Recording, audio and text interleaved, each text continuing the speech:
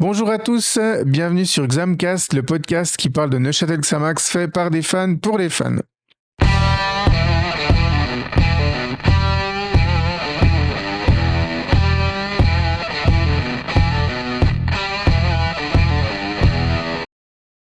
Voilà, ce soir c'est déjà notre 14e épisode de cette saison 2. C'est de nouveau un épisode avec une pause internationale. Messieurs, j'ai l'impression qu'on a des pauses internationales toutes les 2-3 semaines. C'est moi ou elles viennent beaucoup vite, beaucoup rapidement ces pauses internationales? Ouais, bah ça passe vite parce qu'on a on a quoi? On a peut-être 4-5 matchs de championnat entre, donc c'est sûr qu'on voit le temps, enfin ça passe très vite, mais bon, ensuite il y a plus de trêve jusqu'à mars, quoi, donc voilà. Mais c'est vrai que cette période-là, il y a la deuxième trêve après celle de septembre qui s'enchaîne, ou octobre, je sais plus, qui s'enchaîne extrêmement vite. Ouais, donc période de pause internationale, ça veut dire pas de match à débriefer, donc ça veut dire que l'équipe de Xamcast doit un petit peu sortir des sujets comme ça de leur sac à dos. Donc on vous a concocté un petit programme qu'on espère sympa pour cet épisode 14. D'abord, on va se livrer un petit exercice, vous l'avez vu sur nos réseaux cette semaine. On va vous donner en fait notre top 11 des joueurs que j'ai vu jouer. Alors en fait, à la base, on était parti sur un top de légende, et puis après, on s'est dit que ça pourrait être intéressant de développer autour des joueurs que chacun a vu jouer. C'est un exercice peut-être encore plus compliqué qu'il n'y paraît, et comme ça, on prend pas les joueurs qui ont marqué comme ça l'histoire du club, mais seulement des joueurs qu'on a vu évoluer. Ensuite, on va faire un deuxième exercice assez sympa. Semaine après semaine, quand on reçoit soit des personnalités liées au club ou des supporters comme nous, on leur fait des interviews, mais on s'est rendu compte en fait que les premiers animateurs de Xamcast, c'est-à-dire Sam, Michael, Alex et moi, eh bien, nous n'étions pas passés par ce passage un peu de l'interview. Donc, on a décidé de vous proposer les interviews des animateurs, voilà, qui étaient là dès le début.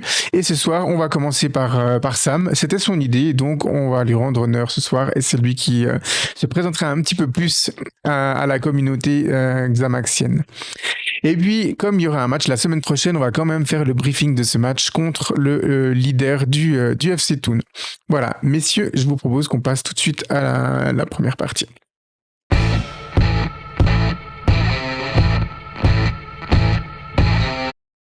La première partie, c'est ce fameux top 11 des joueurs que j'ai vu jouer. Et puis, je me rends compte en fait que j'ai oublié mes bonnes manières puisque j'ai pas présenté les animateurs ce soir. Donc, je suis avec Michael. Salut Michael. Salut. Et je suis avec Sam. Donc, salut Sam. Salut. Voilà, donc du coup, c'est la première partie puisque ce soir nous sommes que 3 animateurs présents et à savoir que Varam et Mathéo et Alex présenteront leur top 11 lors d'un prochain épisode dans lequel ils seront présents. Donc on a eu cette idée en fait parce qu'on trouvait sympa l'idée de regrouper des légendes xamaxiennes dans une seule et même équipe, une seule formation. Et puis ensuite, on s'est dit, ouais, pour pimenter un peu le truc, parce qu'on aime bien pimenter les choses à Xamcast, on pourrait se baser seulement sur les joueurs qu'on a eu la chance de voir évoluer au stade devant nos yeux. Alors, c'est un exercice compliqué pour certains, vous le verrez pour Michael, parce que Michael, lui, il a peut-être 10-15 ans d'histoire de visionnage de Xamax, donc il n'a pas forcément beaucoup de joueurs à disposition pour concocter son top 11. Et puis, pour des plus anciens comme Sam et moi-même, qui voyons les matchs de Xamax depuis plus de 20 ans, voire plus de 30 ans en ce qui me concerne, bah, c'est un exercice pas simple non plus parce que ça veut dire qu'il y a une base de données de joueurs importante et il y a des choix parfois à faire qui sont pas forcément simples. Nos critères sont pas forcément liés avec le niveau de jeu pur des joueurs, mais c'est aussi nos souvenirs en tant que supporter. Alors évidemment, je pense qu'on a quand même choisi des joueurs qui ont eu un bon niveau lors de leur passage à Neuchâtel, mais il y a d'autres arguments que chaque animateur pourra amener lorsqu'il présentera son top 11. Donc voilà, ça c'était pour poser et planter un peu le décor. Et puis, ouais, en fait, je vais déjà passer la parole à Mickaël et on a deux personnes qui ont participé. Donc, entre chaque présentation, je vais vous donner les deux top 11 qui ont été faits par deux de nos suiveurs, de nos auditeurs. Donc, on commence par toi, Mickaël. Présente-nous ton top 11 des joueurs de Xamax que j'ai vu jouer. Ouais. Incluons le coach, du coup aussi. Donc, ça fait 12 en Oui, l'occurrence. oui, effectivement, on peut faire ça. Ouais, comme tu disais, hein, étant donné que c'est les joueurs, moi, je préférais vraiment me baser là-dessus et c'est là-dessus qu'on est parti. Le fait de faire les joueurs qu'on a réellement vu jouer, parce que c'est peut-être moins intéressant de faire d'inscrire juste des légendes parce que on connaît leur statut, mais alors on les a pas vraiment vus jouer, etc. Ça avait pas trop d'intérêt que moi je vous dise qui était notre légende à tel ou tel poste et puis faire un 11 là-dessus. Donc donc je me suis basé sur ceux que j'ai effectivement vu jouer. Donc là-dedans, il y a effectivement des joueurs qui euh, pourront pas faire sourire, mais disons qui certes avaient un bon niveau, mais forcément, c'est pour quelqu'un qui aura vu beaucoup plus d'années de Xamax que moi, seront pas forcément des joueurs auxquels on a pensé. Euh, Moi, pour situer et pour justifier déjà mon premier choix au poste de gardien de but, j'ai commencé donc ouais, j'ai commencé à aller au stade avec mon père, c'était en 2008.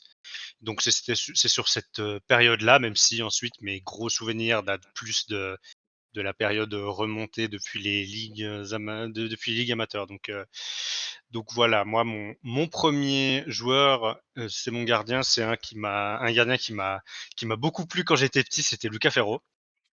Je sais pas forcément pourquoi, mais j'ai en tête, ah bon, forcément le niveau, mais j'ai souvenir déjà quand j'étais petit, j'ai des souvenirs comme ça en tête où je sais que c'était déjà un joueur un peu un joueur que j'avais, je sais pas si c'est au hasard ou quoi, mais un peu un des joueurs que j'avais choisi comme étant ceux que je préférais dans l'équipe. Donc voilà, j'ai mis en gardien Luca Ferro. Pour la suite de la composition, j'ai mis, c'est pas forcément lié avec une cohérence tactique, hein, les joueurs, mais j'ai pris un 4-2-3-1 pour placer un peu, placer un peu de tout au niveau des profils. En latéral, moi, j'ai mis le latéral droit emblématique de toute cette période de remontée xamaxienne dans les ligues inférieures, c'est-à-dire et ensuite en Challenge League, Super League, c'est-à-dire Mike Gomez, notre bon, qui lui de toute façon a un statut particulier dans cette équipe, hein, étant donné le nombre d'années passées au club. Et voilà, c'est un peu la référence que je donne de cette période, mais aussi parce que c'est probablement un des joueurs que j'ai le plus vu du coup dans ma vie au stade. Euh, pour la charnière centrale, j'ai essayé quand même de me forcer à aller dans mes souvenirs et pas faire que des joueurs que j'ai vus il y a seulement 7-8 ans. Et à l'époque où j'allais au stade, le défenseur central très installé et qui a fait qui a fait un paquet de matchs à Neuchâtel, c'est Stéphane Bell, que j'ai mis au poste de défenseur central, accompagné d'Igor Djuric. Voilà, j'ai mis Igor Djuric, qui est aussi une de ces figures de ces années Challenge League jusqu'au sommet avec la Super League, un joueur qui a eu une belle ovation lors de son dernier match, on s'en souvient, et je pense que c'est quelqu'un qui a aussi bien marqué dans l'histoire récente, enfin laissé un très très beau souvenir, je pense, aux supporters dans l'histoire récente, et quelqu'un qu'on apprécie, hein, qui est passé chez nous et qu'on salue, Igor Djuric. Et je suis arrivé à mon premier gros souci, c'est le poste de latéral gauche. Euh, Sans faire offense à tous ceux qu'on a vu passer depuis une dizaine d'années, je pense qu'il n'y ait pas forcément de nom très emblématique à ce poste-là, même lorsqu'on était une équipe ultra dominante de Challenge League. Donc ça va peut-être faire grincer des dents, mais si je parle de niveau pur, compte tenu de la carrière qu'il a, même si à Neuchâtel Xamax elle est très courte, en niveau pur, j'ai pris comme latéral gauche Fabrice Nsakala qui m'a franchement impressionné le peu de fois malheureusement où on a pu le voir jouer. Mais voilà, j'ai pas pensé à un latéral gauche plus emblématique, enfin forcément emblématique pour Xamax sur cette période-là. Donc je suis parti sur entre guillemets par défaut sur juste celui qui avait pour moi le niveau qui m'avait impressionné au stade. Voilà. Euh, Mon milieu de terrain. Là, c'est plus à l'affect pour ce joueur-là. On en a eu quelques-uns quand même, des bons milieux de terrain passés, même plutôt récemment. Moi, j'ai choisi en premier lieu Max Veloso, qui a alors qui a pas tout le temps joué forcément milieu central, hein. Il était aussi sur le côté. Bon, j'ai dû faire mes choix parce que j'avais d'autres idées pour ce côté, pour le côté milieu droit. Donc je suis parti sur une position qui connaît aussi très bien milieu central. Et, euh, et voilà, peut-être un peu à l'affect, mais aussi parce que c'est un joueur qui a quand même qui a quand même fait ses matchs ici à Neuchâtel. Et ouais, un joueur que j'ai pas mal apprécié dans cette période-là. Accompagné de lui donc dans ce milieu à deux, même si encore une fois c'est pas forcément il n'y a pas forcément un grand liant d'un point de vue tactique entre ces joueurs. Euh, il surprendra peut-être. C'est pas un joueur qui a passé des tonnes de saisons chez nous, mais pour revenir sur un souvenir un peu plus lointain, c'est un milieu de terrain donc qui était là lorsque je commençais lorsque je suis allé pour mes premières fois au stade. Un joueur qui, là aussi, je sais pas trop pourquoi, je sais plus, j'ai plus forcément en tête pourquoi je l'appréciais, mais je pense qu'il a pas laissé de mauvais souvenirs aussi aux gens. On avait son maillot à la maison, je sais plus pourquoi non plus, parce que c'était peut-être pas le plus grand joueur de cet effectif, mais j'ai mis Tiernoba avec Veloso au milieu de terrain. Voilà, j'ai pas mal hésité avec les joueurs qu'on avait lors de notre période Challenge League. Quand je parle de période Challenge League, c'est-à-dire la période où où on dominait dans ce championnat-là.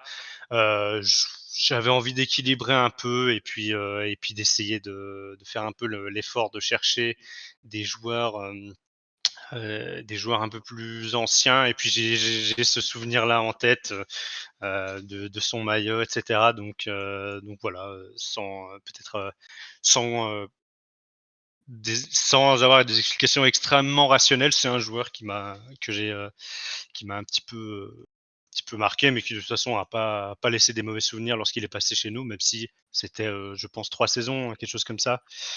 Hem, Ouais, peut-être même moins, mais ouais. Je sais pas de tête, on va vérifier cette information. Combien de temps Tierno est resté chez nous, mais il a laissé de bons souvenirs aux supporters, je confirme, et puis il a laissé de bons souvenirs aussi à ses coéquipiers, puisqu'ils ont été plusieurs déjà à le citer pour venir à oui, l'antenne. Donc on espère que ouais, il est resté ouais, 3-4 saisons chez nous, OK, OK. Tiernoba. Et on espère qu'on pourra l'avoir un jour à l'antenne. Ouais, maintenant on peut passer donc à mon côté droit de ces joueurs, offensifs. J'ai pris, un joueur qui est un peu plus, dont on avait parlé au début de cette, lorsqu'on a commencé Xamcast dans les premiers épisodes sauf erreur. Voilà un joueur qui a plus marqué, pour ceux qui ont des souvenirs plus récents, enfin pour ceux qui ont peut-être moins de souvenirs du passé glorieux, mais pour ceux qui sont, vraiment qui ont grandi avec cette équipe qui montait les échelons et qui était, enfin, surtout avec cette période Challenge League, puis ensuite la Super League, le barrage, etc. Je pense à Geoffrey Tréant. Voilà. Euh, avec Finalement, je me rends compte que ces offensifs-là que j'ai mis ensemble sont sont de toute façon des joueurs de cette période-là, puisqu'en milieu offensif, en numéro 10, j'ai mis Charles-André Doudin. Charles-André Doudin qui, alors forcément, quand on a vu d'autres joueurs avec peut-être des périodes un peu plus anciennes, il y en a d'autres, des bons techniciens qui sont passés par ici, mais je pense que c'est dans cette dans cette période-là des années 16, 17, 18, c'était quand même un sacré joueur et ça, je pense qu'il a laissé des souvenirs incroyables à peu près tout le monde dans cette période-là. À gauche, je l'ai pas mis buteur qui est en fait finalement le poste où je l'ai plus vu jouer, mais pour en mettre un autre devant et en milieu gauche donc j'ai mis, celui de cette période-là qui sera peut-être chez tout le monde, Raphaël Nuzzolo. Enfin, je veux pas spoiler votre 11 vu que je le connais pas, mais mais voilà, en tout cas, c'est dans cette position-là que je l'ai mis moi, pour mettre, au poste, de buteur, un autre de ces quelques noms qui me sont restés un peu en tête lorsque je commençais à aller au stade. C'est un joueur qui a véritablement explosé la première saison où mon père m'a amené au stade. C'est, Brown Ideye que j'ai mis, devant. Idei qui lui aussi a pas fait très long avant de partir pour une grosse vente à Sochaux à l'époque, mais je l'ai mis parce que c'est de cette période-là aussi, avec je parlais de Luca Ferro et Tirnobas, c'est un de ces noms-là qui me sont restés en tête, probablement parce que en plus j'étais petit.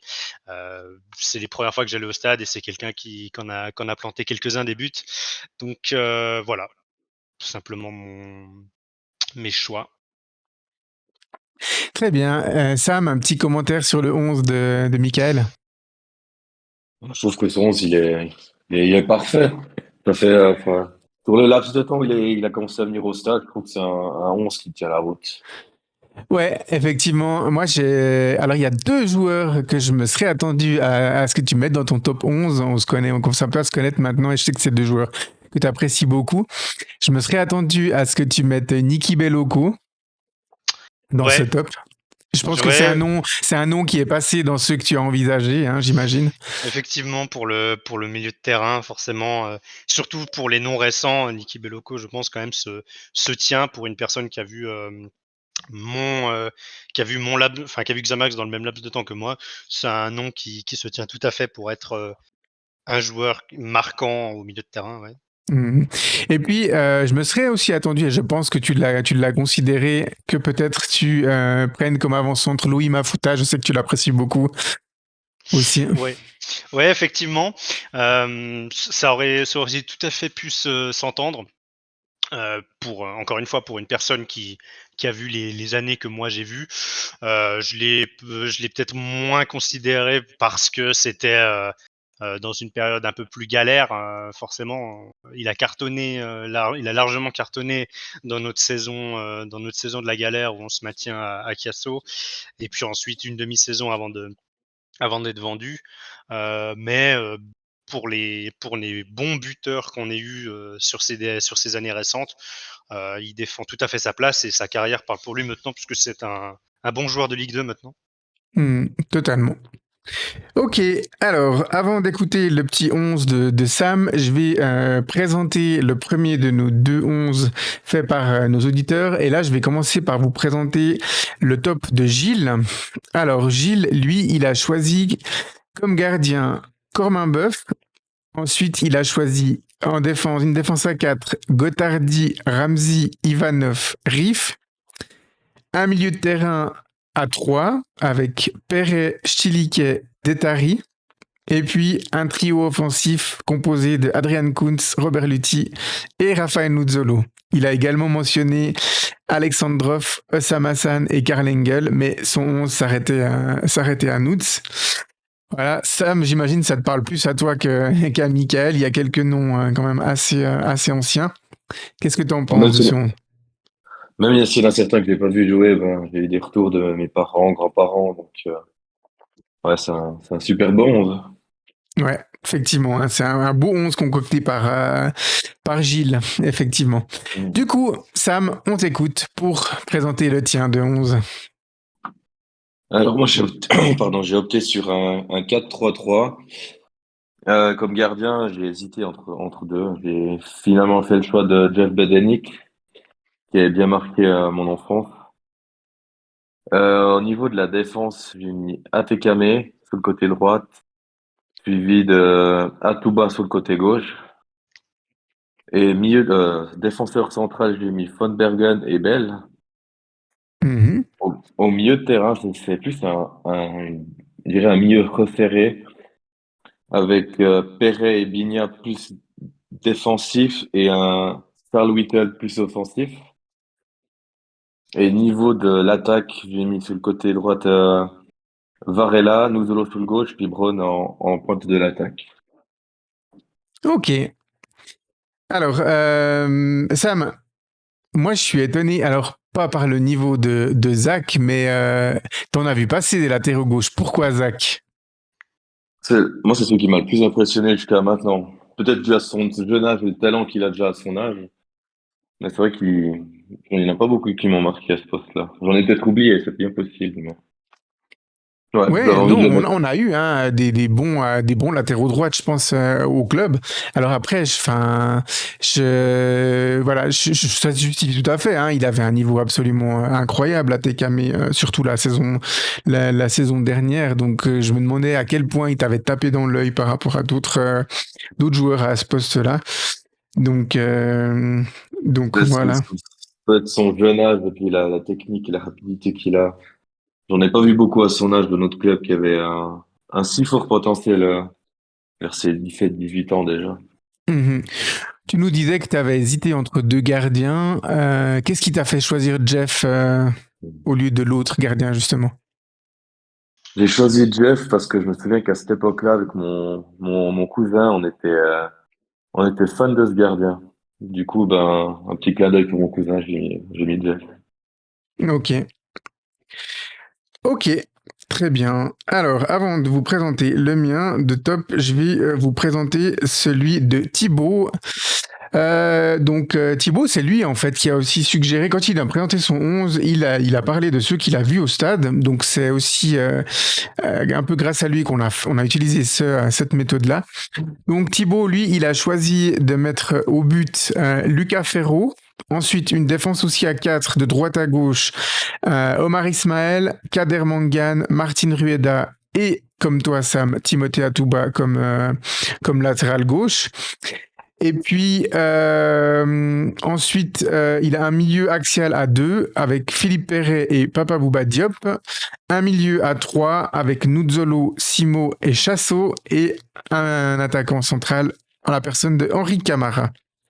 Donc voilà, il a quand même, on voit que Thibaut, il a quand même beaucoup apprécié certains joueurs africains hein, qui sont passés. Mangan, Atouba, Diop, Simo, Camara, ça fait 5 joueurs sur 11 de l'effectif. Et puis c'est vrai que c'était un peu la période dorée des joueurs africains à Neuchâtel qui, une fois qu'ils s'étaient adaptés, ils nous régalent. Donc voilà, on est allé peut-être un petit peu vite aussi puisqu'il manquait encore, messieurs, que vous nous présentiez qui était la personne qui allait diriger tout ça, votre coach que vous avez eu l'occasion de voir coacher du coup. Donc ton 11, Michael, tu le verrais coaché par qui? C'est vrai qu'on a oublié ça alors on a dit ça au début. Euh, Alors moi, compte tenu des coachs que j'ai vu jouer, moi ma grande référence où je me suis le plus régalé, c'était avec l'équipe entraînée par Michel de Castel. Donc voilà que je mettrais bien pour entraîner cette équipe dans son 4-2-3-1. Ok, très bien. Et toi, Sam, tu l'avais entraîné par qui ton équipe top 11? Alors moi, j'ai choisi Miroslav Blažević et comme bonus, j'ai mis Ole Nicole comme assistant. Ok, très bien. On ne sait pas si c'est un duo qui fonctionnerait très bien entre Blažević et Ole Nicole, mais pourquoi pas. Ça se tente. Ça se tente. Effectivement, bah, du coup, maintenant, c'est un peu compliqué hein, pour Blažević, mais Ouais. ouais.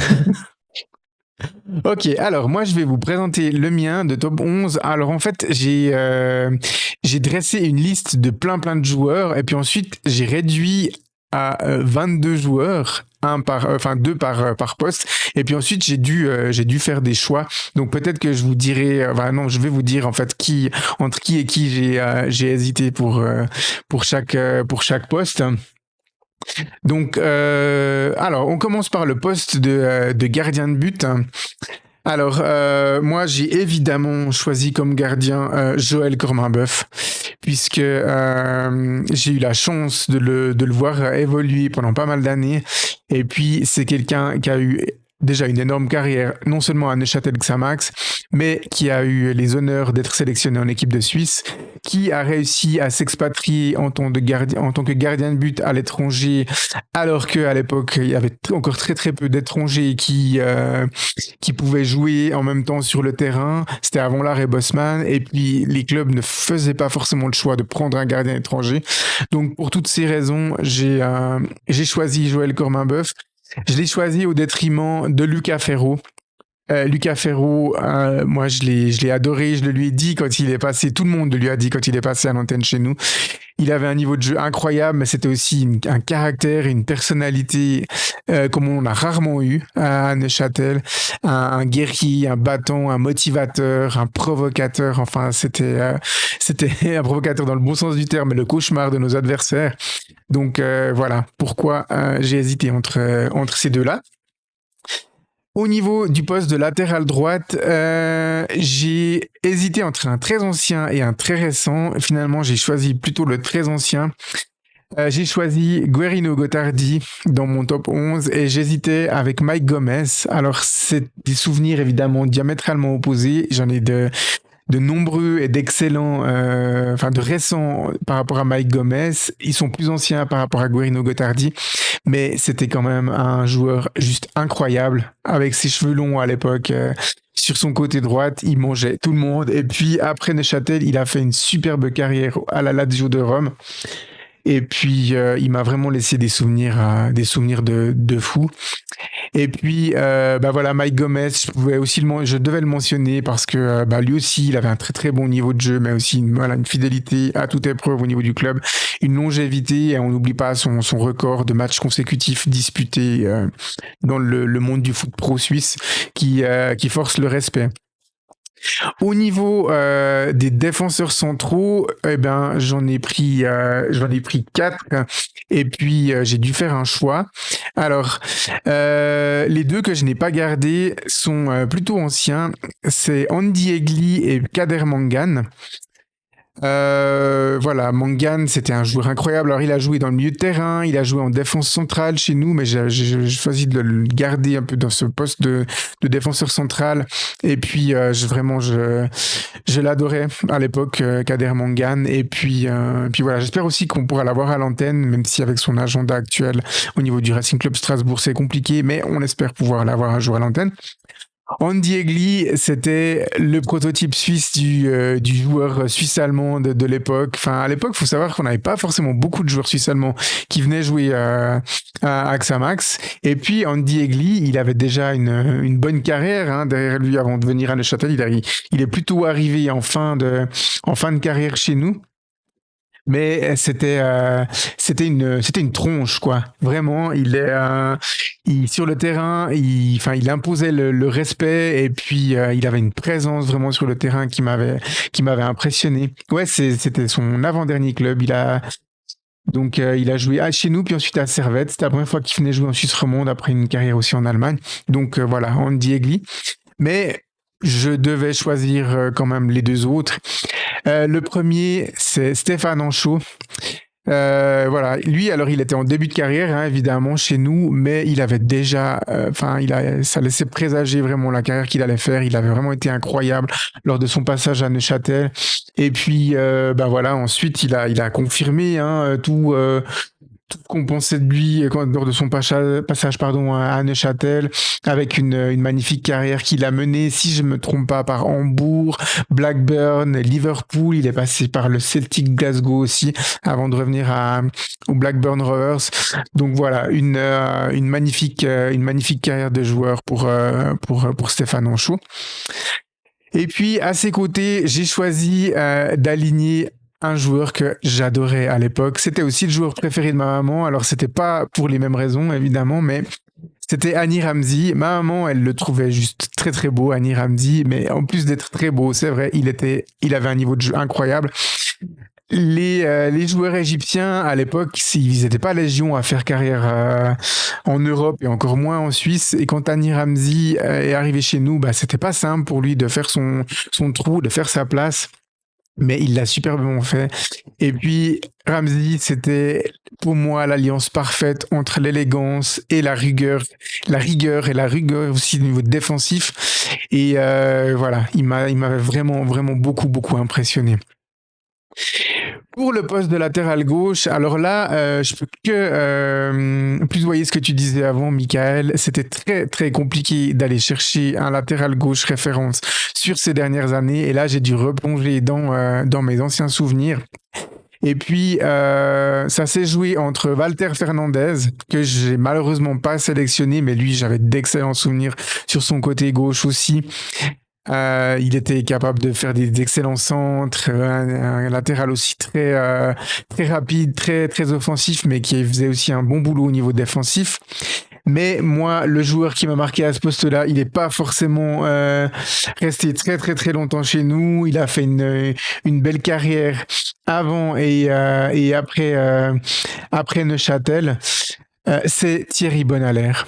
Moi, je garde vraiment des souvenirs de lui incroyables. Il payait pas de mine sur son côté gauche. Il était pas très grand, je peux le dire, parce qu'il faisait ma taille, 1m73. Mais alors, quel talent. Vraiment, quel talent, Bonalaire. Et il rayonnait. Et c'était vraiment, en plus de ça, un personnage très, très sympathique. Donc voilà, il débarquait chez nous avec déjà de belles références, des passages par Nantes, par Auxerre, par Lille. C'était le grand AJ Auxerre de Giroud à l'époque qui trustait dans les premières places du championnat de France. Et puis après Neuchâtel, il est parti du côté de Nottingham Forest avant de terminer sa carrière du côté du FCZ. Donc on l'a plutôt eu en fin de carrière, Thierry Bonalaire chez nous. Il avait déjà 30 ans, mais quel joueur, vraiment. Au niveau du milieu de terrain, j'ai dû choisir entre aussi 4 joueurs. Et puis les 2 joueurs que j'ai pas retenus, c'était premièrement Augustin Simot. Moi, c'est vraiment un joueur que j'ai adoré à l'époque, Simot. Et puis, il avait une telle impression en même temps d'être flegmatique sur le terrain, mais en même temps dégager une belle énergie. Et puis, il était diablement efficace et j'en garde vraiment des très très bons souvenirs de Simot. Et puis, le deuxième que je n'ai pas retenu, ça a été difficile parce que ceux que j'ai retenus, ils étaient quand même pour moi un peu au-dessus pour des raisons sentimentales. Mais c'est Sébastien Zamba. Sébastien Zamba, en fait, quand il est arrivé à Neuchâtel, j'y croyais pas parce que pendant pas mal d'années, il a fait les beaux jours du club phare de son canton natal, le FC Sion.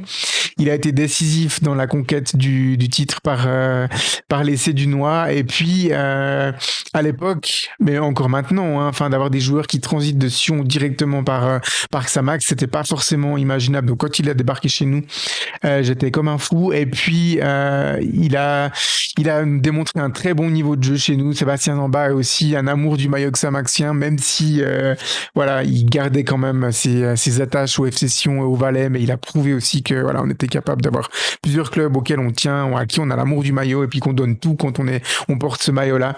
Donc puis pareil, il avait les cheveux longs. Il était vraiment top, Sébastien Zamba. Mais j'ai dû faire des choix par rapport à Papa Bouba Diop. Alors lui aussi, Papa Bouba Diop, je l'ai choisi dans mon 11. Quand il a débarqué chez nous, personne le connaissait vraiment. Et puis ça a été, je crois que Xamax, ça a été vraiment sa première étape en Europe depuis le Sénégal. Et puis tout de suite, un énorme niveau de jeu. Vraiment, alors déjà, il était grand. Il faisait plus d'1m90. C'était vraiment un colosse, quoi. On n'avait pas envie d'aller l'embêter. Et voilà, non, après vérification, il était passé par Vevey en arrivant du Sénégal. Et puis ensuite, il a fait une saison à Vevey avant de taper dans l'œil. Du côté de Neuchâtel Xamax. D'ailleurs, il a fait qu'une seule saison chez nous, avant de partir à Guettier, puis de faire sa carrière en France, en Angleterre, en passant par la Grèce. Mais voilà, vraiment un énorme joueur qui malheureusement nous a quittés en 2020. Donc on a une pensée émue pour Papa Bouba Diop, qui aura quand même, malgré qu'il ait joué qu'une saison, marqué l'histoire de Xamax. Et puis en tout cas, moi, il m'a suffisamment marqué pour figurer dans mon top 11. Et puis à ses côtés, c'était une évidence absolue. Lui, j'ai même pas hésité une seconde que j'allais mettre Philippe Perret. Parce que Philippe Perret, on mentionne souvent sa fidélité envers Neuchâtel Xamax, mais il faut pas oublier qu'il avait un niveau de jeu qui était excellent. C'était un milieu de terrain gratteur, un récupérateur, un relanceur vraiment excellent. Et s'il est resté chez nous si longtemps, c'est pas uniquement parce qu'il tenait à Xamax, c'est aussi parce qu'il avait le niveau de jeu pour évoluer en Super League et jouer les premiers rôles en Super League, parce que durant toutes les années de passage de Philippe Perret, Xamax jouait tout le temps le haut du tableau. Donc voilà, je salue sa fidélité et sa dévotion à Neuchâtel Xamax, mais aussi je récompense son niveau de jeu pendant toutes ces années. Au niveau du milieu plutôt de couloir et offensif, j'ai retenu 5 joueurs, mais j'en ai choisi finalement 3 parce que j'ai retenu 8 joueurs offensifs. Enfin, entre les ailiers et puis les milieux offensifs et les attaquants, j'ai retenu 8 joueurs. Mais du coup, les 4 que j'ai choisis, c'était pour évoluer dans un 3-1 au niveau offensif. Donc, je vais commencer par vous dire ceux que j'ai pas conservés. Alors, je n'ai pas conservé Carlos Varela. Mais il est quand même dans mon 11 bis, on va dire. Carlos, voilà, on a déjà tout dit sur lui, on a eu le plaisir de le recevoir à l'antenne. Et puis, quand il débarque, c'est une énorme carrière déjà au niveau du FC Bâle et des BSC Young Boys, notamment, en passant aussi par Haro. Donc voilà, il avait un niveau de jeu incroyable encore quand il est arrivé à Neuchâtel. Et chez nous, il a eu un niveau de jeu incroyable. Puis c'était la personnalité vraiment qui nous manquait aussi à cette époque-là.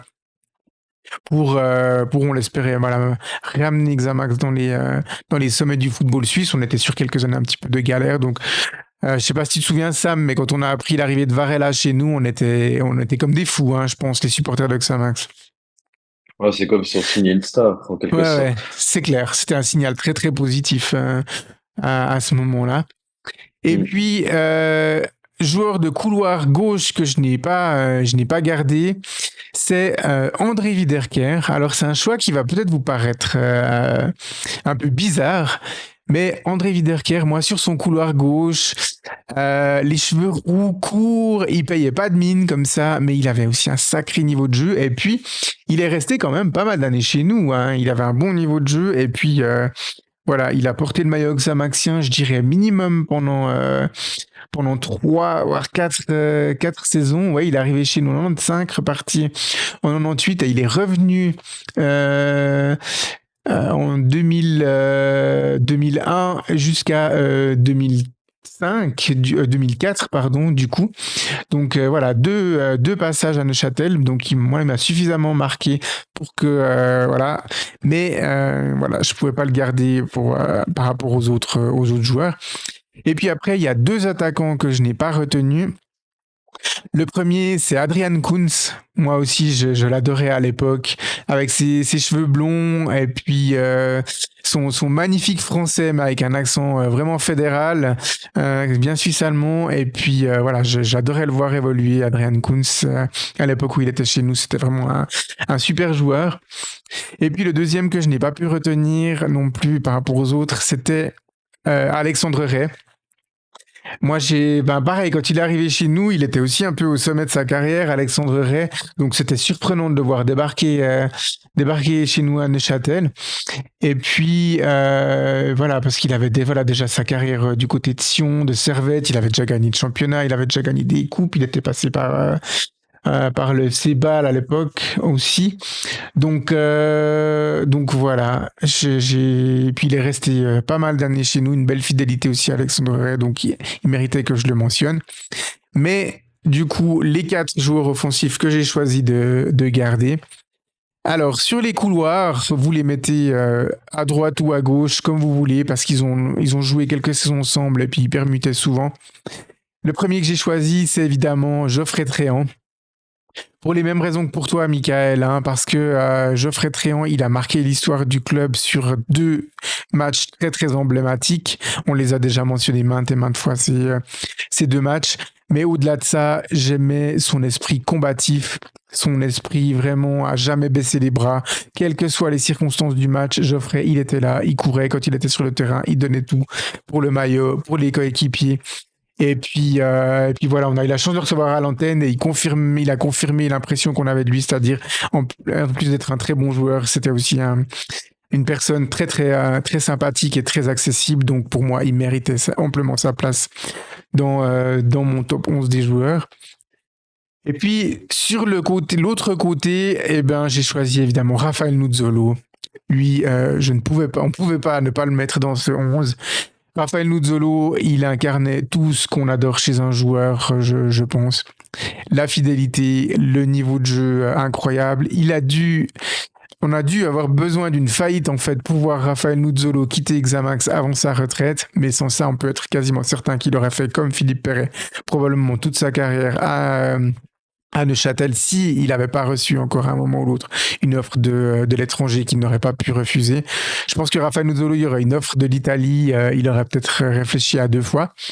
Mais en attendant, voilà, il a fallu une relégation pour le voir quitter Neuchâtel. Il est revenu aussi pour aider le club à remonter. Il nous a maintenus aussi au sommet parce qu'il est un des grands acteurs de la saison en Super League. Et voilà, pour moi, c'est top 2 des légendes xamaxiennes avec Philippe Perret, sans discussion possible. Au poste de numéro 10, là, j'ai choisi un ancien, et ceux qui l'ont connu, je pense, ne peuvent qu'être d'accord avec moi.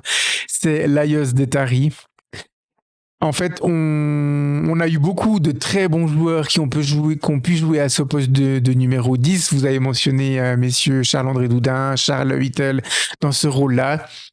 Mais Laios Détari, quand il est arrivé chez nous, pareil, personne le connaissait. Pourtant, il avait déjà une carrière, une bonne carrière derrière lui à ce moment-là. Hein. Il est arrivé chez nous, il était plus tout jeune non plus, mais voilà, il avait fait carrière au Ferencváros dans sa Hongrie natale, mais il était passé par l'Italie, Bologne, Gênes, notamment. Et puis, c'était un caractère incroyable. Et puis, c'était un créatif, mais aussi un finisseur. Il marquait beaucoup de buts. Il a marqué beaucoup de buts durant sa carrière. Laios Détari, il a presque d'ailleurs même plus marqué que fait des assists. Et ouais, il était élégant, mais il était puissant. Et puis, il avait une aura sur le terrain. Et puis à cette époque-là, à ses côtés, il y avait des joueurs incroyables comme Marek Lesniak, qui a aussi eu Petar Alexandrov, et ces joueurs de l'Est, ils n'avaient pas la même nationalité, mais ils avaient cette même mentalité de l'Est, et puis ça donnait des trucs incroyables. Donc ouais, Laios Détari, il m'a vraiment vraiment beaucoup marqué. Même si là, j'ai dû vraiment aller piocher dans mes souvenirs parce qu'il a joué chez nous la saison 94-95 et 95-96. Donc, c'était mes premières... ouais, ça faisait déjà 4 ans que j'allais au stade, mais quand même, j'étais encore assez jeune à l'époque. Et puis, j'ai dû aller me plonger encore dans mes plus anciens souvenirs pour le numéro 9, mais là, on en a parlé il n'y a pas longtemps. J'ai choisi évidemment Robert Luthi, qui pour moi est notre buteur emblématique au niveau de Xamax. Personne n'a marqué plus que Robert Luthi sous le maillot de Xamax en Ligue nationale A, l'équivalent de la Super League actuelle. C'était un renard des surfaces incroyable. Alors là, on a mentionné Ideye Brown, Alexandre Ray, Koun, ce que j'ai mentionné avant, qui ont été des très bons très très bons attaquants.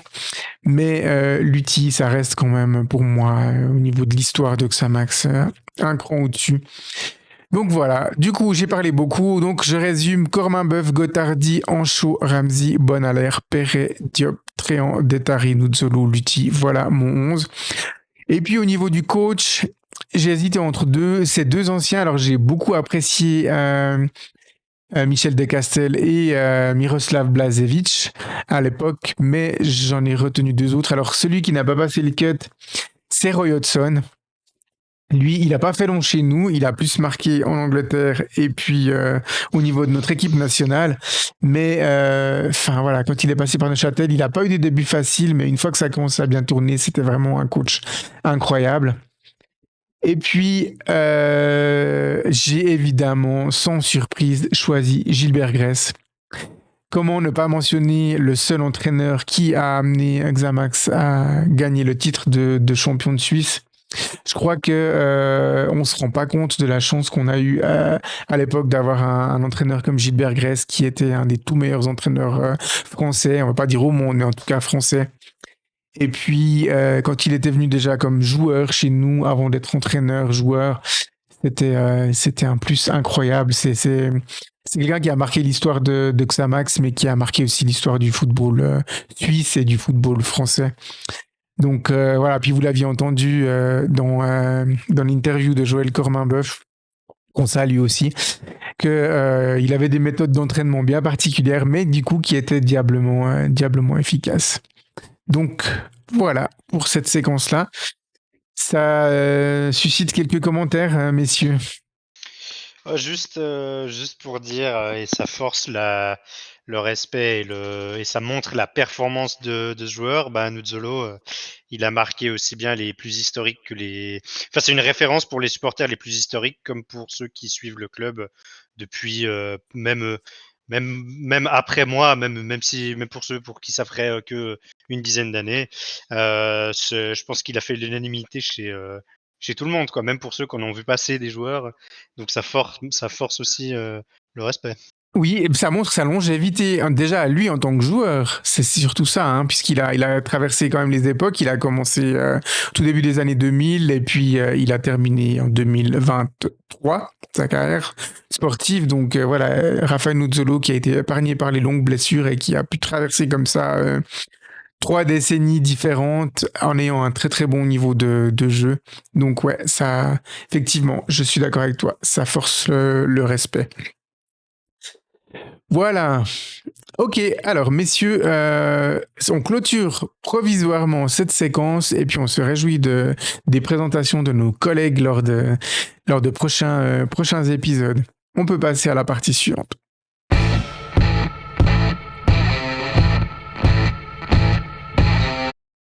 Voilà, la partie suivante, c'est l'interview de notre animateur Sam. Voilà, c'est toi comment t'es venue cette idée, Sam, de finalement proposer des interviews des animateurs historiques de Xamcast? Je me suis dit qu'on pouvait aussi combler les trous pendant les trêves internationales. Et je me suis dit que on s'était pas présenté vraiment. On s'était présenté au début, mais pas entièrement. Et je me suis dit peut-être que les auditeurs ils avaient peut-être envie de nous connaître un peu plus. Et puis, je t'ai proposé l'idée. Voilà. Ouais, effectivement. Donc, on va suivre une trame d'interview type supporter, hein, comme on a fait pour d'autres personnes qui sont venues à l'antenne. Je pense à Grégoire, je pense à Lenny, je pense à Lucas, toutes ces personnes qu'on salue. On sait que vous nous écoutez encore très régulièrement. Et du coup, Sam, tu vas commencer par nous dire depuis quand, en fait, tu suis ce club de Neuchâtel Xamax. Je dirais que depuis 96, je devais avoir 6 ans si mes souvenirs sont exacts. Donc ça va bientôt faire 30 ans. Ça va bientôt faire 30 ans, effectivement. Comment tu es tombé dans le virus de Xamax? J'imagine dans l'environnement familial. Ouais, ça a été ma mère, ma tante et mon grand-père. Ils allaient déjà au match dans les glorieuses années. Et puis dès que j'avais l'âge de pouvoir rentrer dans un stade, ils m'ont emmené. Et puis comme Obélix, je suis tombé dans la potion et puis je suis jamais ressorti. Mhm. Alors là, ça va peut-être faire un petit peu doublon avec ce qu'on a fait avant, mais je pense pas qu'il y a des noms qui vont ressortir, évidemment, mais tu peux nous citer quelques joueurs du club qui t'ont particulièrement marqué. Allez, peut-être 3, allez. Le top du top pour toi, la crème de la crème. Ouais, comme tout le monde, je dirais Jiré Zolo. Et si j'ai dans mes souvenirs lointains, il y avait Whittle, il m'a toujours bien marqué avec sa coupe de cheveux légendaire. Il y avait Wiederkehr avec son crew bien flash. Et sinon, j'aurais dit Mangan, il avait quelque chose en plus. Mhm. Ok. Là, c'est une question peut-être un peu difficile pour toi, Sam, parce que tu en as fait beaucoup, des matchs au stade. Dans le COP, hein, on peut le préciser. Pendant longtemps, tu allais voir les matchs dans le COP. Mhm. Tes meilleurs souvenirs au stade, allez, en vrac, comme ça, on va pas trop te limiter, Sam, parce que c'est que du bonheur, ces questions-là. Alors, je me rappelle quand j'étais petit d'un match, on avait gagné 6-1 contre Servette dans l'ancienne Manadière, si je ne me trompe pas. C'était bien ça le score. Du coup, c'était une sacrée fessée, et puis de battre Servette ainsi, c'était jouissif, si je peux dire ça comme ça. Euh, il y avait, euh, il y avait un match à la Chautron, je sais plus lequel. Je crois qu'on n'avait même pas gagné, mais il faisait un froid tellement insupportable qu'il me restera dans la tête à tout jamais. C'était contre Goethe, si je me trompe pas. Il y avait un match à Thun aussi la même année. Je crois que c'était pour. Ouais, c'est un match de si on perdait ou si les résultats concordaient pas, on était relégué ou on était barragiste, mais on s'était déplacé, mais tellement nombreux là-bas. C'était l'ancien stade du FC Thun, un stade que personne ne peut oublier tellement il était affreux. Sinon, bah, il y a le fameux match contre Saint-Gall. Mhm. Hmm, le barrage contre Arau, je pense que c'est des matchs qu'on n'oubliera pas. Il y a bah, évidemment cette demi-finale à Zurich. Celle-là, on l'oubliera pas non plus. C'était quelque chose. Et puis sinon, ben, en tant plus jeune, c'était tous les matchs à Sion. Là, je pouvais pas les oublier. Il y avait une telle rivalité entre supporters, en tout cas avec les Coqs, que c'était le match qu'on attendait le plus durant la saison. Mhm. Et Sam, à quel moment en fait tu as fait la transition entre aller au match en famille et puis aller avec le COP ensuite?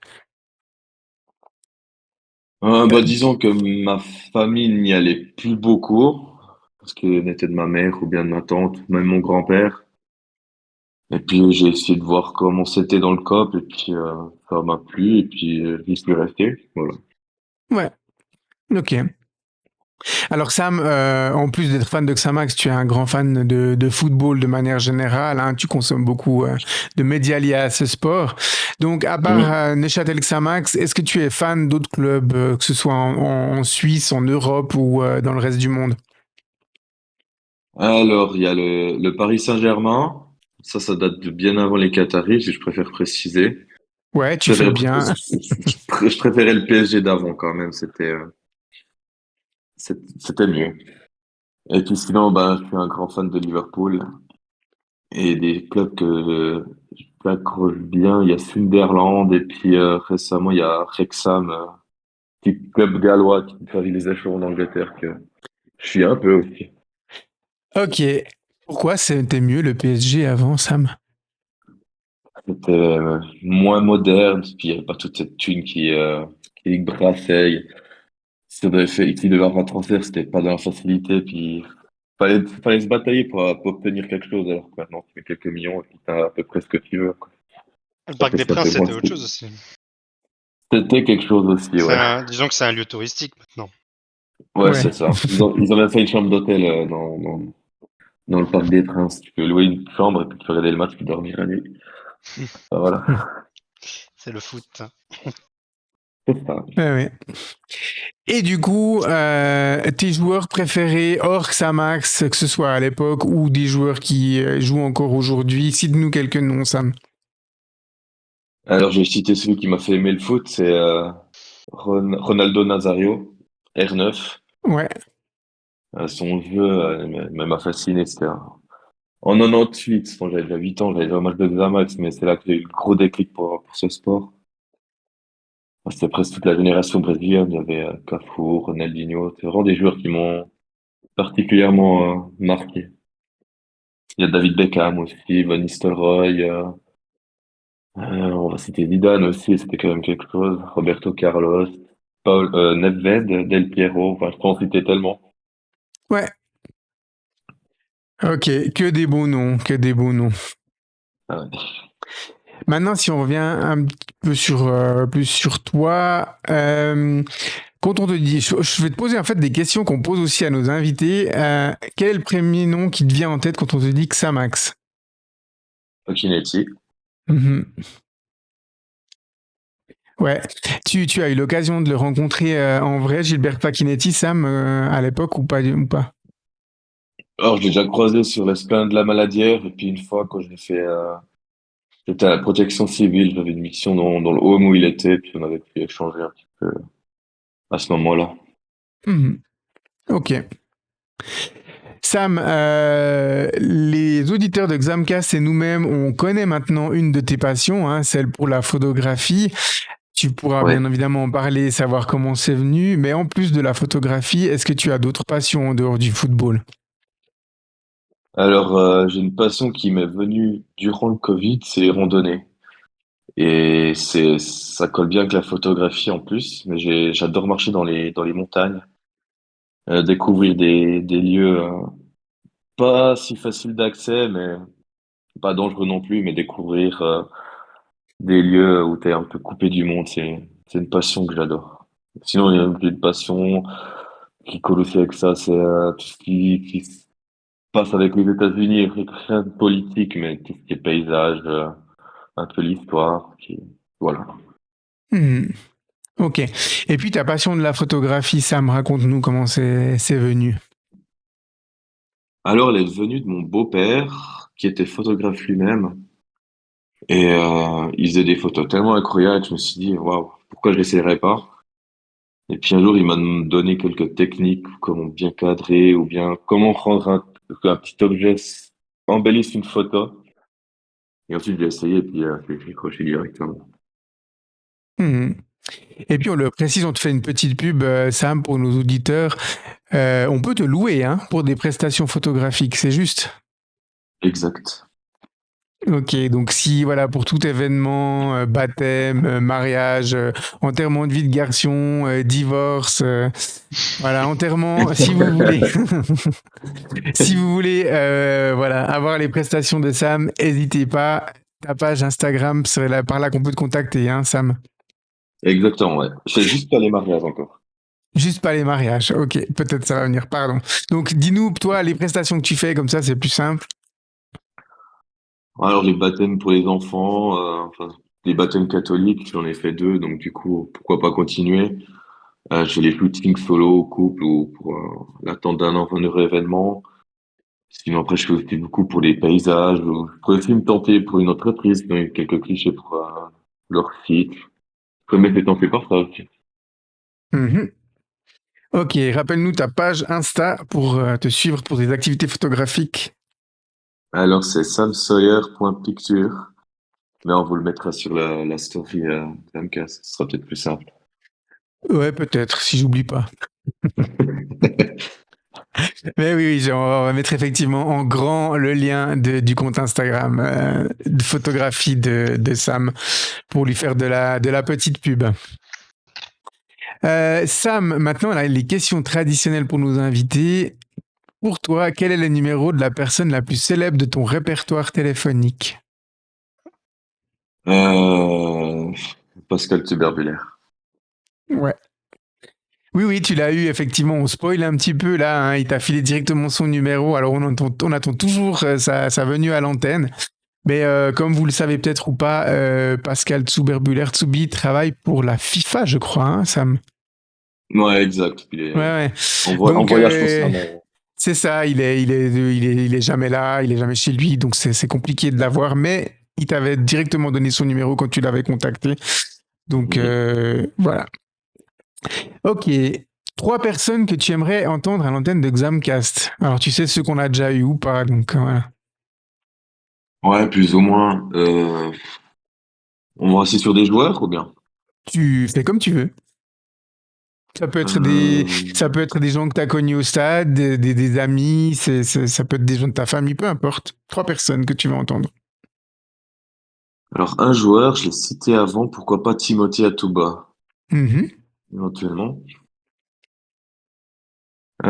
Sinon, c'est pas facile, hein, je comprends maintenant les autres quand ils doivent Ouais. réfléchir.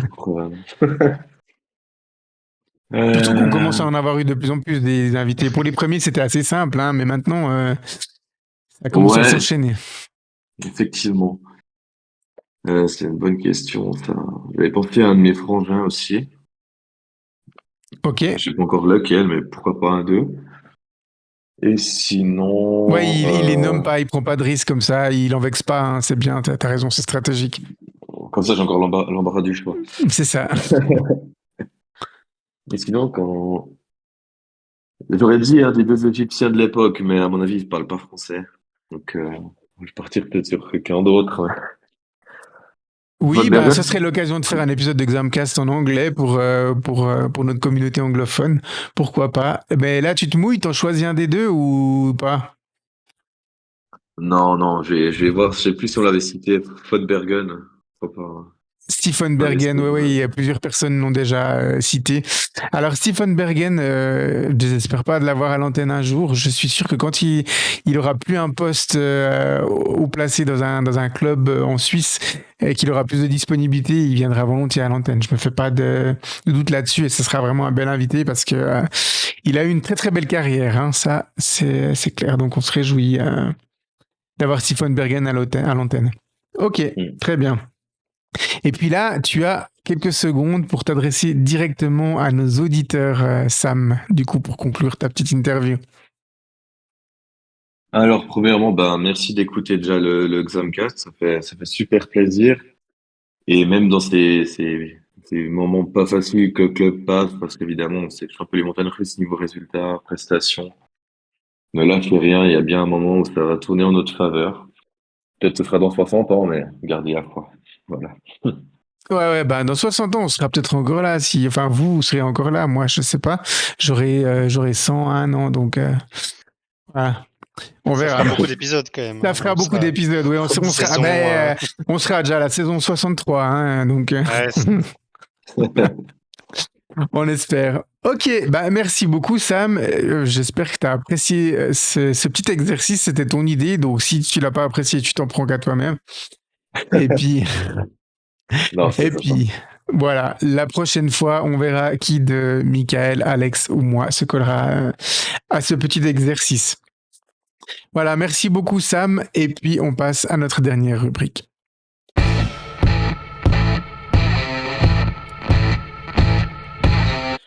La dernière rubrique, c'est évidemment le briefing de notre prochain match. Notre prochain match sera la 15e journée, hein, si je me trompe pas, messieurs, de Challenge League. Et puis, on s'apprête, pardon, à recevoir le FC Thun, le leader FC Thun, le leader à plusieurs niveaux, hein, on va pas se cacher, messieurs, puisque le FC Thun est premier au classement avec 28 points, donc plus 2 par rapport à Étoile Carouge et plus 6 déjà par rapport à Xamax qui est troisième. Ils ont marqué 27 buts, ce qui fait d'eux la meilleure attaque du championnat. Ils ont pris 13 buts, ce qui font d'eux la meilleure défense du championnat.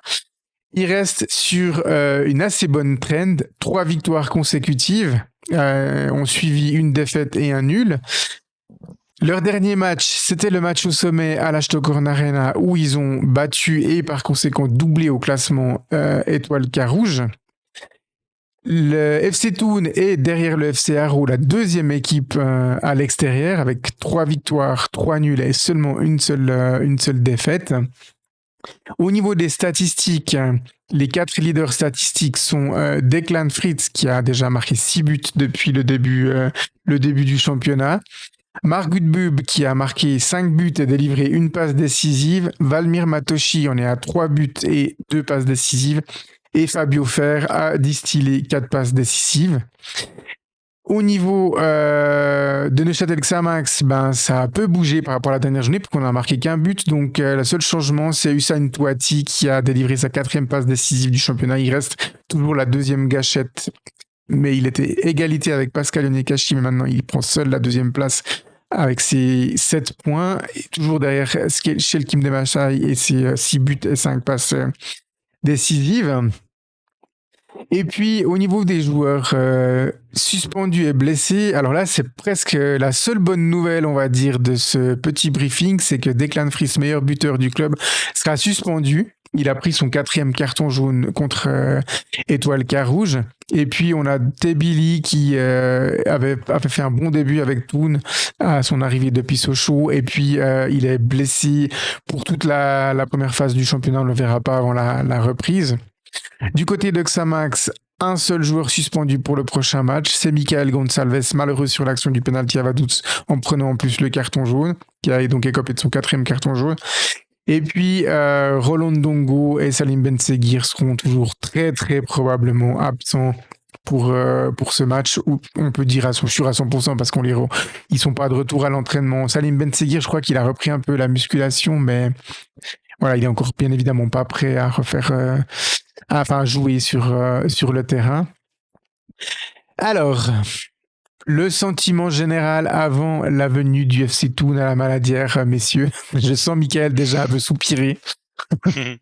Non, bah c'est sûr que c'est pas le sentiment général le plus optimiste. En fait, le truc, c'est qu'on peut regretter on peut regretter de pas avoir gagné des matchs qui semblaient à notre portée, comme récemment Ville et Vaduz, parce que maintenant on a un bel enchaînement quand même qui arrive, et si sur cet enchaînement on n'arrive pas à élever notre niveau de jeu, on pourrait se retrouver avec une jolie série négative. Alors bon, pour parler spécifiquement de Thun, c'est pas le meilleur adversaire pour se remettre les idées à l'endroit, parce que t'évoquais leur bilan comptable. C'est une équipe qui se déplace très bien, donc je pense pas qu'ils aient particulièrement peur de venir chez nous à la Maladière, malgré l'histoire, malgré les résultats incroyables qu'on a eu l'année passée contre eux, mais ça c'est déjà du passé. Donc ouais, effectivement, un match qui a de quoi un petit peu inquiéter. On espère vraiment maintenant être surpris par des joueurs qui sortent enfin un nouveau grand match à la Maladière, parce que c'est vrai que les 2 dernières sorties ont été compliquées, ce qui fait que Xamax est plus si solide que ça à domicile dans son bilan jusqu'à maintenant sur ces 7 matchs. Et voilà, on espère pouvoir redémarrer une dynamique. Contre Thun, ça s'annonce compliqué. Et je pense que de toute façon, en tout cas, c'est pas irréaliste que de dire qu'ils partent favoris. Voilà. En tout cas, après, chacun placera son optimisme où il veut. Je pense que le fait objectif de ce match, c'est qu'on sera en tout cas pas le favori du match. Sam. Ouais, je partage un peu les mêmes sentiments que Michael. Ce sera pas un match facile. J'ai quand même peur de perdre, alors qu'on devrait pas avoir peur de perdre parce qu'on a quand même une certaine habitude dans ce domaine. Même si cette saison, ça va déjà un peu mieux. Mais c'est vrai qu'on est dans un bout de saison où on gagne généralement pas beaucoup. Toon, c'est pas facile, mais on a déjà gagné à Toon, donc pourquoi pas une petite surprise. Et on verra ce que Forte et toute l'équipe ont préparé durant cette trêve pour retrouver un peu de la couleur. Oui, alors moi, comme le reste des animateurs, je suis pas extrêmement positif sur ce match. J'ai envie de dire, le FC Thun assume enfin son statut de grand favori du championnat. Ils ont eu un début, on va dire, en dents de scie. On va pas dire qu'ils ont eu un mauvais début, parce que ils ont toujours été dans les 3 premières places du championnat, au contact des leaders, donc ils n'étaient pas non plus largués. Mais voilà, depuis quelques matchs, ils confirment leur montée en puissance, avec un effectif complet fait pour dominer la Challenge League, avec des joueurs de banc qui sont décisifs quand ils rentrent, mais qui sont aussi des leaders en puissance d'une très bonne équipe de Challenge League.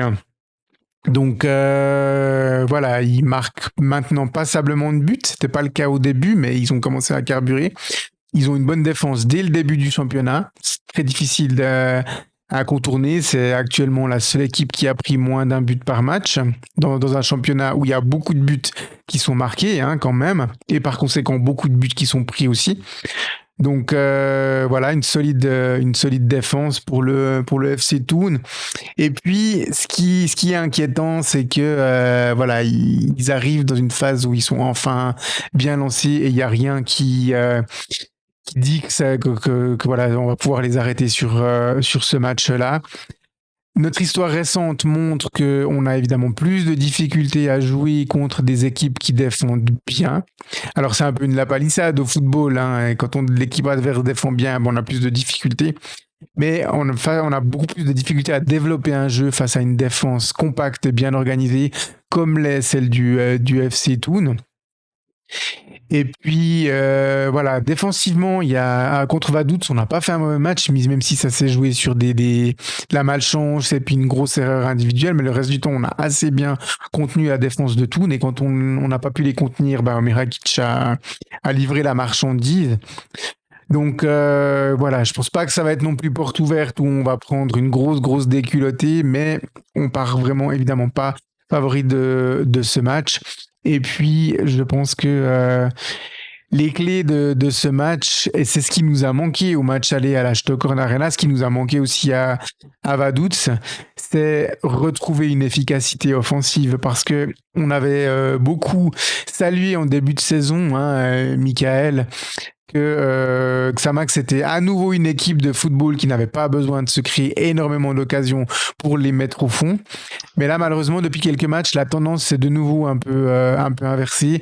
On a de la peine à être efficace alors qu'on continue quand même à se créer des occasions de but. Et le match aller à Thun, c'était ça. Avec plus d'efficacité, on aurait pu prétendre repartir avec un point, même si Thun avait délivré, on va dire, 20 minutes assez solides où ils nous avaient dominé dans les moments où ils ont marqué leur but.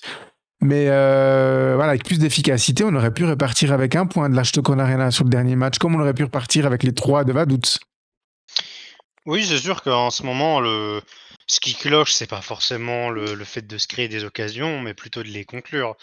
Ce qui en soi, même si c'est un défaut, peut être un élément un peu plus rassurant, parce que on pourrait être dans une période un peu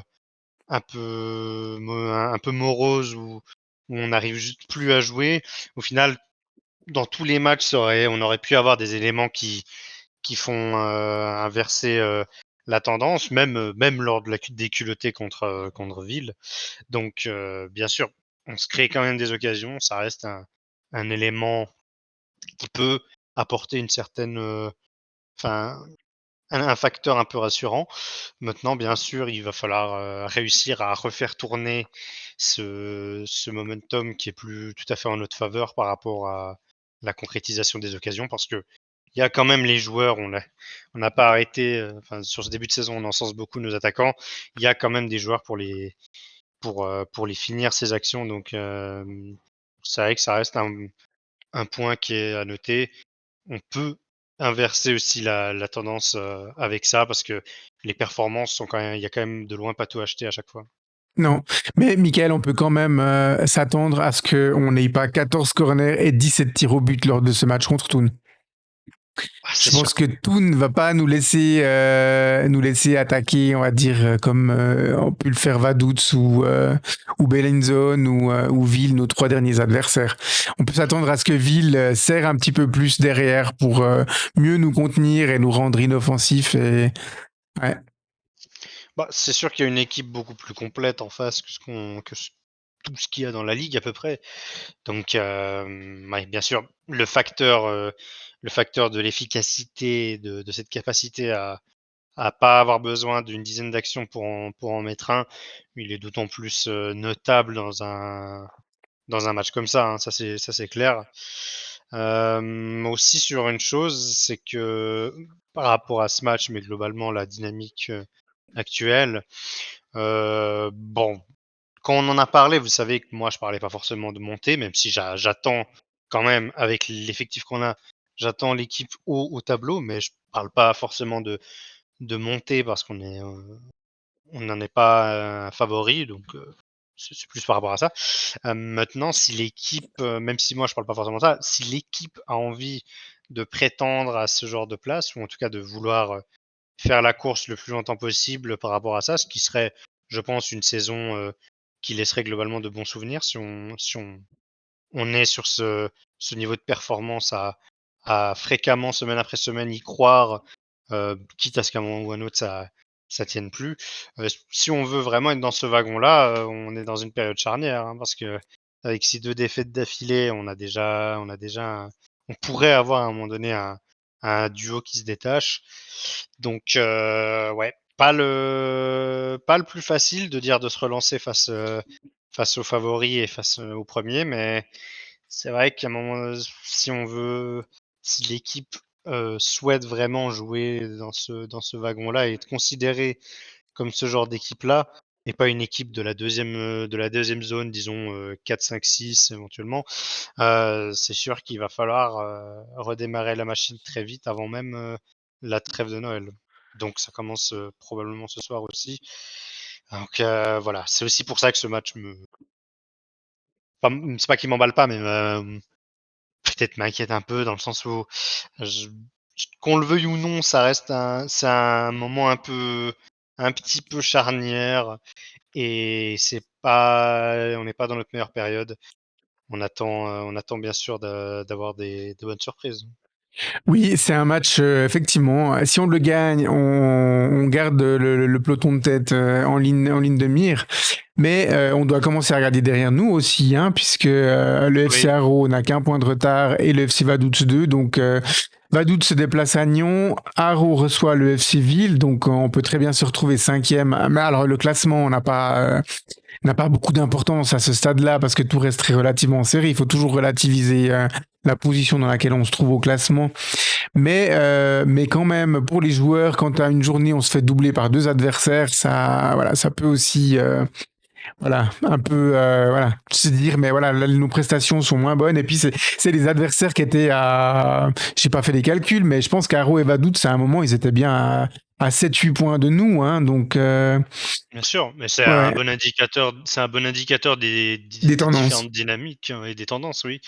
Donc c'est sûr, sans parler de classement, parce que bien sûr que si à la fin de la journée on est cinquième au lieu de 3, c'est pas moi particulièrement qui vais en pleurer. Ça reste un classement de la J15, enfin la J15 C'est lorsque ça. le match sera fait. Mais c'est un vrai indicateur des tendances actuelles qui disent tout simplement qu'on n'est pas forcément en forme et qu'il y a un, un groupe de têtes qui peut se détacher.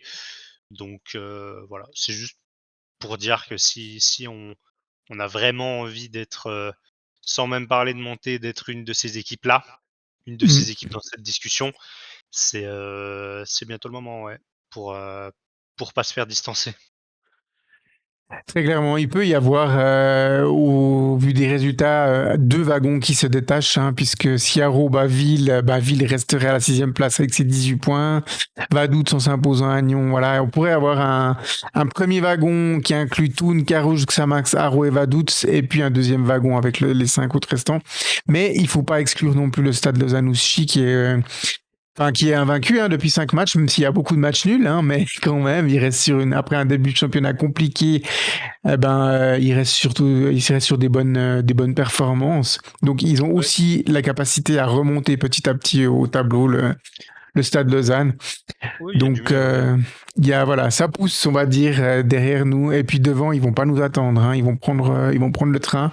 Donc voilà, puis une victoire de Thun à la Maladière nous relèguerait déjà à 9,2. Alors on se rappelle quand même que les ambitions du club sans évoquer directement la montée, c'était de rester le plus longtemps possible au contact des leaders. 9 points après 15 journées, ça serait déjà assez lourd comme addition. Surtout que le FC Thun voilà, ils n'ont pas tout explosé non plus hein, sur ce début de saison. Ils ont aussi eu des petits coups de mou, donc voilà, ils ont pas non plus, ils ont pas parti sur des bases extraordinaires pour un leader, quoi. Ouais, ouais, tu Donc, fais tu fais bien de le dire, ouais. C'est un peu ça, c'est peu importe qu'on y croit ou non à la montée, c'est vrai que c'est bien que tu le rappelles, les ambitions annoncées, c'est quand même de challenger, d'être le plus possible au contact. Et donc effectivement à ce titre-là, 9 points 9 points d'écart, ça commence déjà à faire une belle distance et plus exactement l'idée qu'on se fait de rester au contact de la promotion, quoi. Totalement. Donc voilà, on espère pouvoir débriefer une victoire Xamaxienne la semaine prochaine, mais voilà, petit pronostic quand même, messieurs, à la fin. Tam, Euh, pronostic pour ce match. Allez, un petit 2-1 pour nous. Ok, Michael. Je vais je vais pas forcément me forcer à être optimiste. Ouais, la meilleure attaque, la meilleure défense, donc on perd 2-0 peut-être. Ok. Dans le pire des cas. Je pense Mhm. pas non plus à une déculottée comme tu l'as évoqué, mais c'est vrai que si tout ne se passe pas mal, c'est vrai que je verrais peut-être un petit 2-0 malheureusement. Ok, moi je vais pronostiquer un match nul. On n'en a pas fait beaucoup des matchs nuls. L'année passée, c'est hallucinant. On était l'équipe reine des matchs nuls. Je crois que plus d'un tiers de nos matchs se sont terminés par des matchs nuls. Et puis Ouais. cette année, on a fait comme le Stade Lyonnais qu'un seul match nul. Mais je vais pronostiquer notre deuxième match nul de la saison. Allez, on fait une grosse performance et puis on arrive à arracher un petit 1-1 contre le leader tournois. Voilà, on verra donc, on verra qui de nous trois a raison puisque on On a a tous donné, ouais. on a tous donné une petite version un peu différente. Donc voilà. Ok, alors c'est tout pour le briefing de ce match. On peut passer à la fin.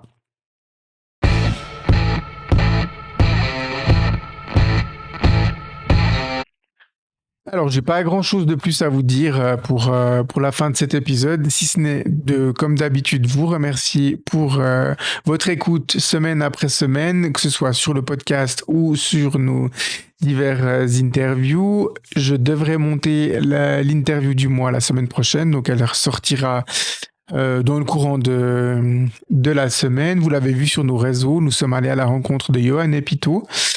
Et puis voilà, on se retrouve pour la semaine prochaine pour le débriefing de ce match et le reste du programme qui reste à définir. Je suis dans une période où voilà, j'ai beaucoup de contacts à gauche à droite, donc on essaye encore de tout planifier avec différents invités en lien avec Neuchâtel Xamax. Donc voilà, merci à vous et puis bonne semaine à tous et à la semaine prochaine. Bye bye. Salut. Ciao.